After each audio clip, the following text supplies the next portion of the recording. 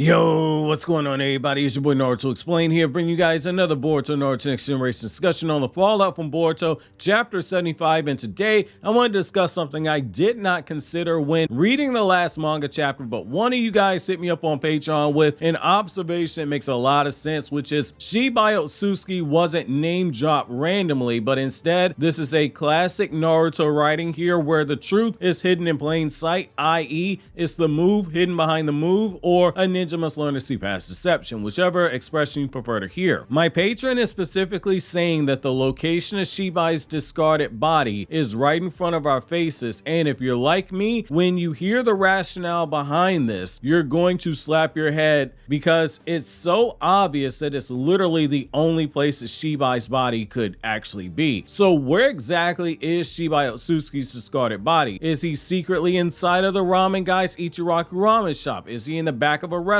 making that thunder burger for Boruto and Momoshiki? Is he the guy editing photos for Hinata and Ino's premium website? Or is he inside of one of Amado's storage containers? Well, according to my patron, he's in the last place that Naruto or anyone else would ever think to look for him. He's inside of Kawaki's karma. Specifically, he's inside a place that only Kawaki's karma and no other karma seal can access, which means Boruto has no access to where this is. So my patron hit me up a few days ago and said Shibai's body has to be in the location in the dimension where Isshiki creates his wine and other things with this dojutsu. They said that this is why no one's been able to find Shibai's body, because only Isshiki knows that place, and since Kawaki has Isshiki's dojutsu, only Kawaki can find or access Shibai's body. For clarification though, Isshiki doesn't make wine out of nothing. He's merely summoning the wine from another dimension after already storing it there, similar to how he stored Kashin Koji's purgatory flames in the dimension, then summoned them out in order to fight against Baryon Mode Naruto. However, that small thing aside, this point here makes a lot of sense when you think about it. This explains why Amado is so interested in Kawaki and Kawaki alone. Boruto is now 100% Otsutsuki, and Momoshiki gave up the remaining 18% of his own data to bring Boruto back to life, making Boruto 100% Otsutsuki, but unable to be used for resurrection purposes. If he needs someone with karma, he potentially had a backup in Boruto. If he was able to give Isshiki's karma seal to Kawaki all over again, but load that same karma seal with data that contained his daughter's data, he should have been able to do a similar thing with Boruto, who would have had another Otsutsuki's DNA inside of him like Kawaki did with Isshiki, but he just would have been adding his daughter's DNA into the karma just like he did with Kawaki. Based off of Boruto's reaction where he says Amado isn't that bad of a guy and that he thought Amado was up to something a whole lot worse, he would have gone along with Amado's request if it was just to bring back his daughter. Boruto wouldn't have hesitated. Boruto, when you think about it, he has no reason to distrust Amado, not like say Kawaki or Ada, both of whom had their bodies experimented on by Amado against their will. Boruto, as far as he knows, Amado is just a guy who sought asylum in Konoha to get away from Kara, and he's the guy who gave Boruto the drugs to slow down Momoshiki's resurrection. Boruto trusted Amado's word enough to put the pills inside of him on a repeated basis. Though it was the only option at the time, there was still some risk involved, and a certain level of trust had to be involved, because at the end of the day, he just had Amado's word to go off of and nothing else at all. However, he took enough interest in Kawaki to a point where Kawaki is the one that he put the control command into for the stated purpose of maintaining leverage. Kawaki is the strongest person inside of Konoha right now. Nobody can oppose him according to Shikamaru. Not even Naruto, not even Sasuke. Amado knows that, and he just happens to be the sole person with control over Kawaki, and he just happens to be the person who is most reliant on Kawaki to achieve his goals and desires, i.e. bring his daughter back to life, with not just her genetic material and not just her memories, but also her personality as well. And Amado has never been one to not have a backup plan in place. Even in instances where he said Naruto and Sasuke, when they were fighting against Isshiki, Some things were just outside of your control and required a little bit of luck, but this was also the same man who was thinking over the situation as it was going on, which makes him every bit as dangerous, and why people tend to say that Amado could very well be what an evil Shikamaru would have been, someone who isn't the strongest person out there, but his brain makes him the most deadliest. It makes sense for Shibai's body to be in Isshiki's Daikokuten dimension and nowhere else that can be accessed via space-time coordinates. Otherwise, if he could have traveled to that location, it could have been as simple as Amado giving coordinates to somebody like Sasuke back when he led the trail to Isshiki's dimension. Look at what he was able to do with normal humans when he transplanted the DNA of Shibai into them to give them access to Shinjutsu powers. Imagine what he could have done if he led Sasuke to that location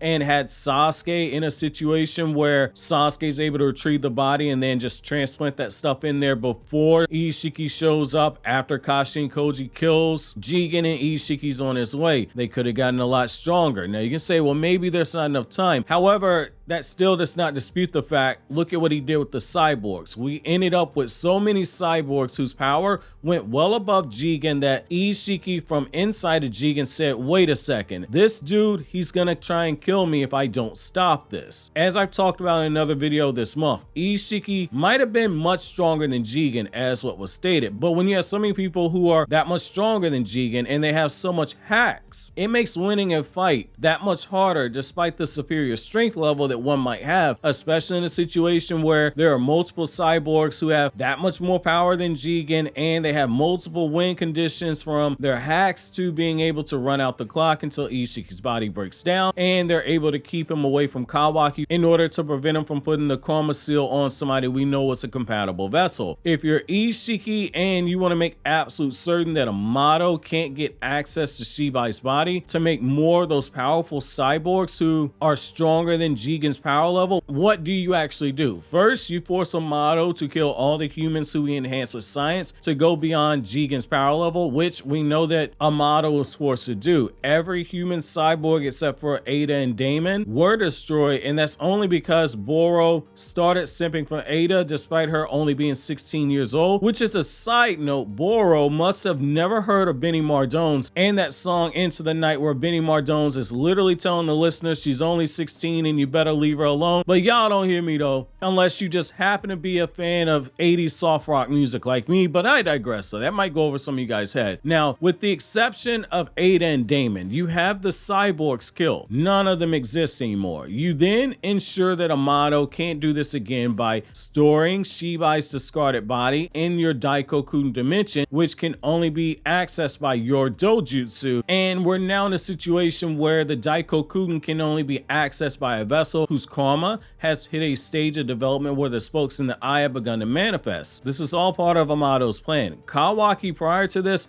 never had those spokes in his eyes when using the karma, and even when he sprouted that horn in front of Jigen, he didn't actually have those spokes and he wasn't able to access that power. However, when Amado gives him the karma again, Kawaki just happens to have enough progression with this karma seal, which has gone further than it did before, to use the dojutsu powers of Isshiki, which just happens to include the Daikokuten. That's a huge red flag that definitely points towards there being a body in that other dimension, and it's a sign that points towards Amado not being done with Shibai's body. He failed to bring his daughter back to life with not only her memories, which the clone was able to accomplish, but it did not have the personality of his daughter, and Amado is desperate. Desperate people do desperate things, and he also just happens to have a shutdown code on Kawaki, which is leveraged not just against Konoha, but it's also something he can hold over Kawaki's head if Kawaki doesn't agree to do what he asks, or if Kawaki's unable to bring his daughter back with the karma like Amado theorized. Then